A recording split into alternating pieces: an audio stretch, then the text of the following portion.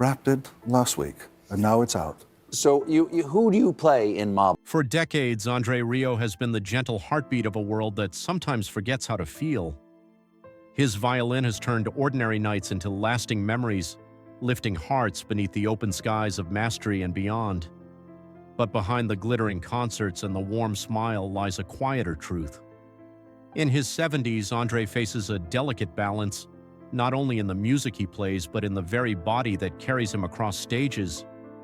Every note he performs now is a triumph over dizziness, fatigue, and the fear that one misstep could silence a lifetime of song. His story is one of resilience, of art born from hardship, and of a lifelong quest to transform absence into warmth.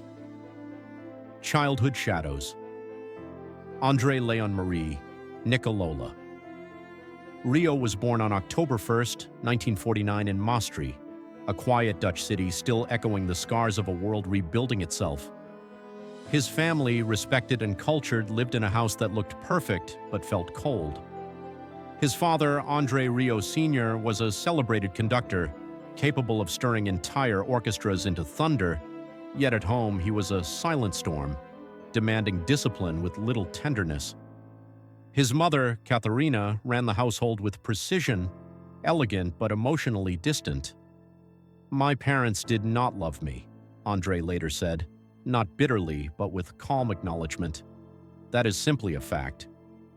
In a house where conversation was rehearsed and affection scarce, Andre learned early that applause can never replace warmth. He found solace in sound.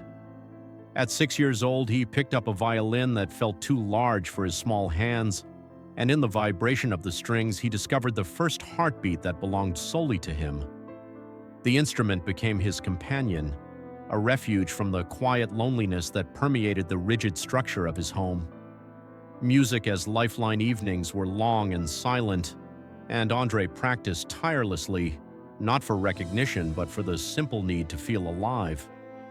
The violin listened without judgment, offering comfort that neither parent could provide. It was in those hours alone that Andre learned the power of music, not just as sound, but as a lifeline. The discipline of his childhood home shaped him, yes, but it also taught him to seek warmth where none existed, to create light from shadows. This early understanding of resilience would become the foundation of his art, teaching him that while the body may falter, the spirit can endure through melody and emotion. The conservatory years. As a teenager, Andre was sent to the Royal Conservatory of Brussels, an opportunity that should have been a dream. Instead, it felt like an extension of his cold upbringing. Technique was praised, emotion dismissed. Teachers demanded perfection, leaving emotional bruises hidden behind disciplined practice.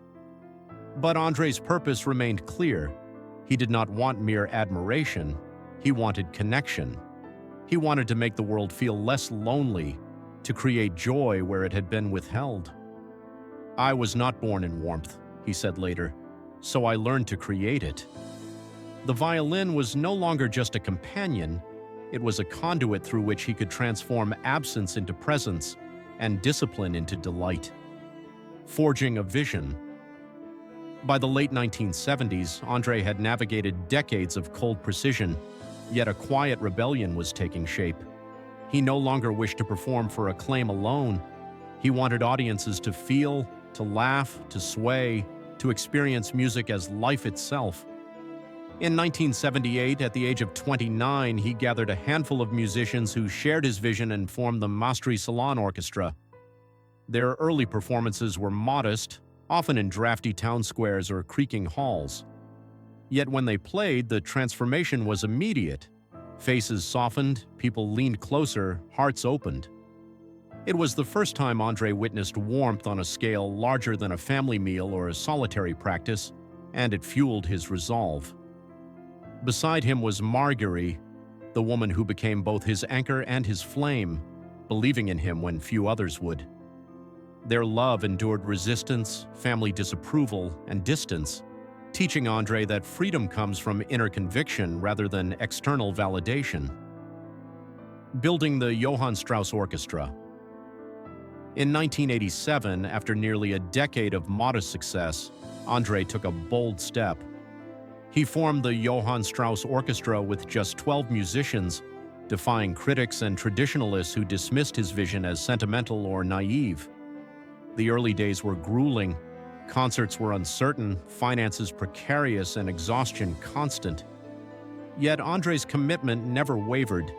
He poured himself into every rehearsal, tour, and detail, often paying his musicians before himself, enduring cold stages and sleepless nights.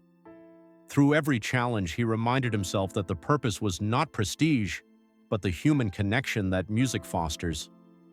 His performances became a gift of warmth, a counterbalance to the cold perfection he had known in childhood and conservatory. Triumph and exhaustion. The breakthrough came in 1995 during a UEFA Champions League match, when Andre performed Shostakovich's Waltz No. 2 to an audience so hushed that even the wind seemed to pause. The applause afterward was thunderous, and his music began to sweep across continents. Yet behind the triumph lay exhaustion few could see. Fame brought new responsibilities, tours, finances, logistics, and the lives of dozens of musicians reliant on him. Each smile on stage was paid for with sleepless nights, each flawless note balanced against anxiety and fatigue.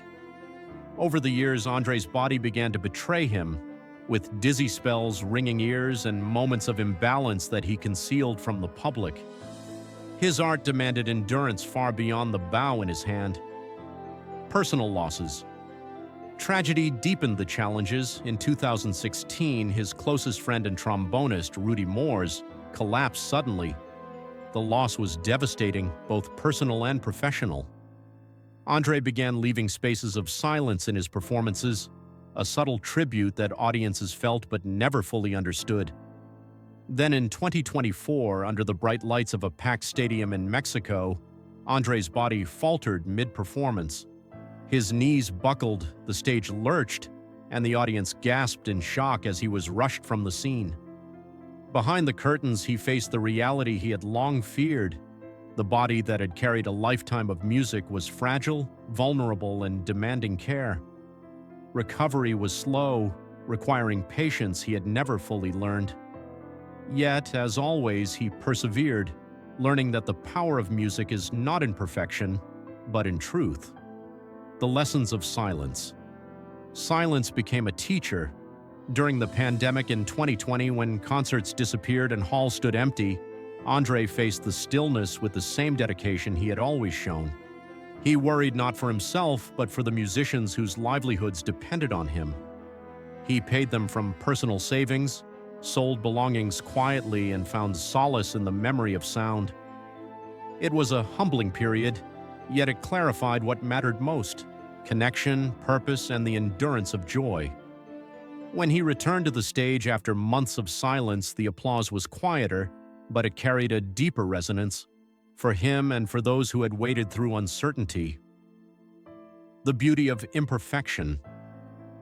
In recent years, Andre has embraced a new understanding of music and life. His performances are careful, measured, and soft, yet infused with the same warmth that has defined his career. He no longer seeks perfection, he seeks truth.